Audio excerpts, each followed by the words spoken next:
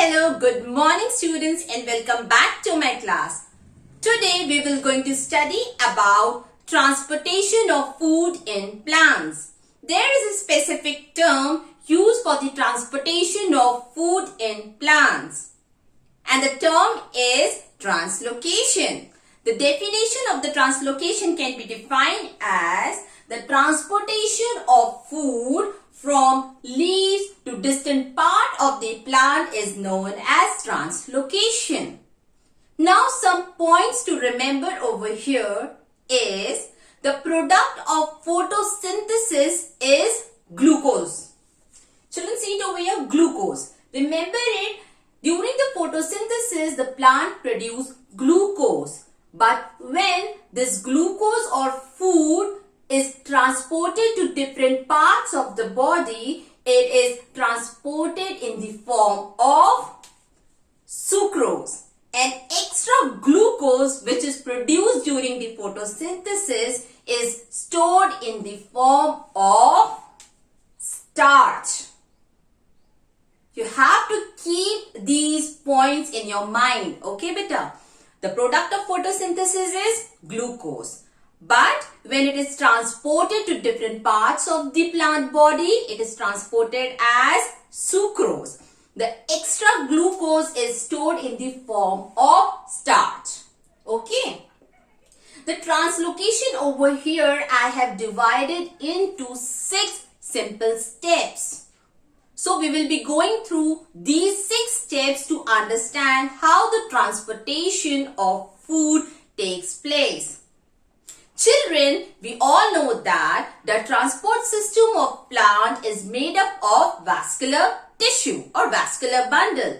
Vascular bundle contains 2 tissues which are parallelly present to each other, xylem and phloem. Vascular bundle या vascular tissue में 2 tissues होते हैं जो transportation में help करते हैं और ये दोनों टिश्यूज पैरेलली एक दूसरे के प्रेजेंट होते हैं and they run throughout the plant body and these tissues are xylem and phloem. Xylem transport water whereas phloem transport food. Okay, now let me give you a quick view, or I should say a quick explanation of the diagram that I have drawn over here. I have drawn vascular bundle over here. That means there will be xylem and phloem. This long tube in which you can see water is xylem, whereas the second tube is phloem. The central long tube of phloem is known as sieve tube, whereas the side swollen or thick cells is companion cell.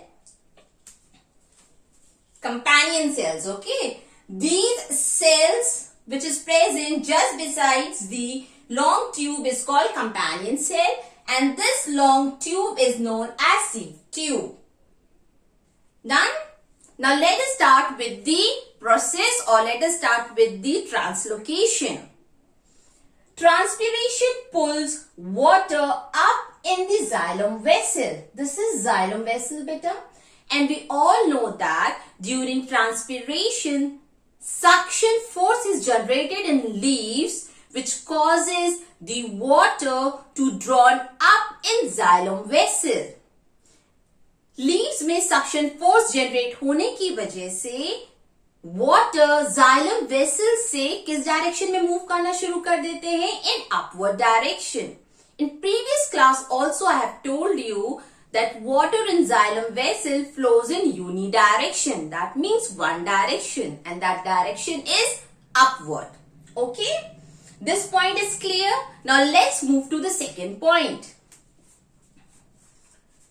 Second point. Source cells load sucrose into phloem sieve tubes by active transport and increases osmotic pressure.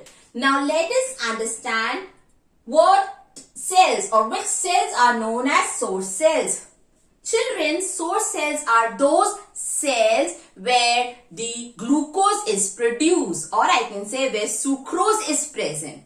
We all know that green leaves is the site for photosynthesis where the glucose is produced. So here the source cells where the sucrose is present or where the glucose is produced is green leaves. Got my point? Now what happens, beta? From the source cell, that means from the leaves, the sucrose moves into the sieve tube of phloem. By which type of transport? By active transport. In my previous class, I have told you what do you mean by active transport? Where the ATP molecule or energy molecule is used. Now let me simplify the second step. From the source cells, that is the green leaves, sucrose is absorbed by sieve tube of phloem by active transport. Source cell से sucrose किस तरफ move होता है? Sieve tube में. By which type of transport? By active transport. That means by using ATP molecule. Okay. As soon the sucrose moves into the sieve tube of phloem, what happens? Osmotic pressure increases.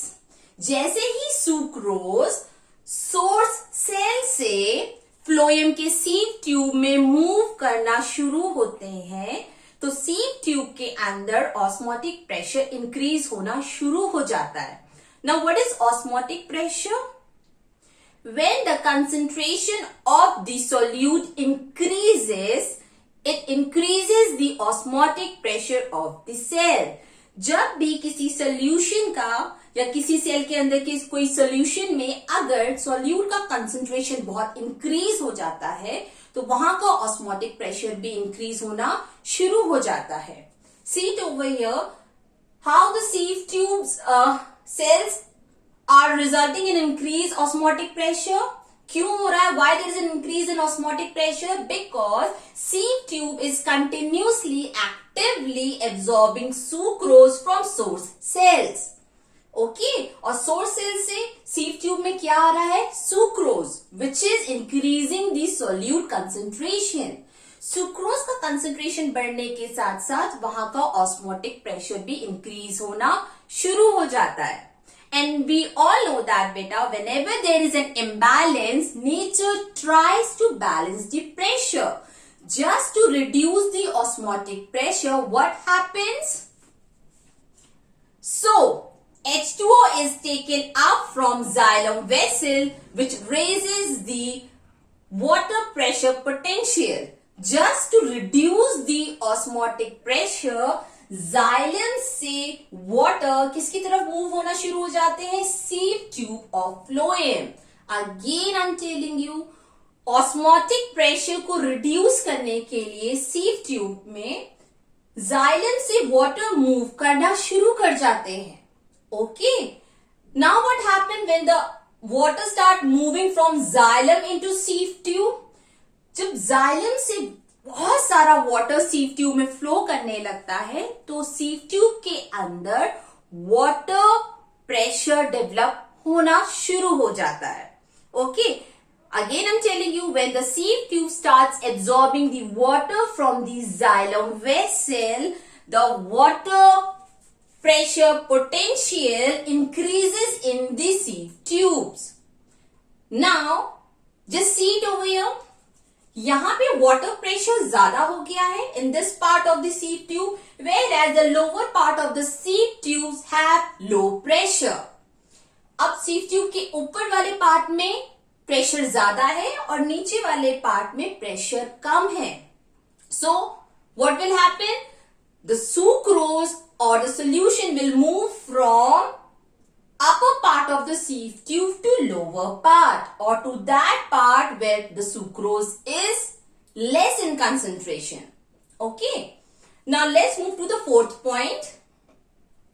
Internal pressure difference moves the sap down in the sieve tube to sink cells. Just now I have told you how the pressure difference is creating. The upper part of the sieve tube is having high pressure as compared to the lower part of the sieve tubes. Okay ये pressure difference को balance करने के लिए ऊपर से sucrose का solution किस तरफ मूव करना शुरू कर देता है, downwards. Okay now before moving to the next point let me explain you what is sap. बेटा sap is a term used for thick sucrose solution with lots of nutrient. Phloem के अंदर okay सीव tube में sucrose solution present होता है with lots of other nutrient, and this solution, the solution of sucrose and nutrient is known as sap. Okay, so just because of the pressure difference, what happens? The sap solution or the sap which was present inside the sieve tubes starts moving in downward direction. Now, sink cell, when the sucrose moves down, what happens beta? The sink cell which was having low concentration of sucrose gets the sucrose from the sieve tubes. Now what is sink cell? अब sink cell क्या होते हैं बेटा? Sink cells are those area or those cells of the plant which requires sucrose or are having less concentration of sucrose. Let me simplify the word. Sink cells plant के वो parts होते हैं जो grow कर रहे होते हैं, like young, leaves, flowers, bud, fruits. These are the growing part which constantly requires sucrose. So, the place where the sucrose concentration is low or the place where the sucrose is required is known as sink cells.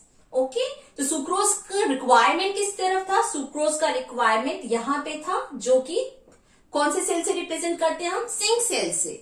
So, the sink cell area was having a low concentration of sucrose, a low pressure, whereas the area which was having high sucrose were having the high pressure. So what happens? यहाँ high pressure है, यहाँ low pressure है. Just to balance the pressure or just because of the high pressure, the sap containing sucrose move from up to downward direction. और जैसे ये sap नीचे की तरफ move करता है, तो sucrose concentration कहाँ पे लो था? Sink cell में. It was in the requirement of sucrose.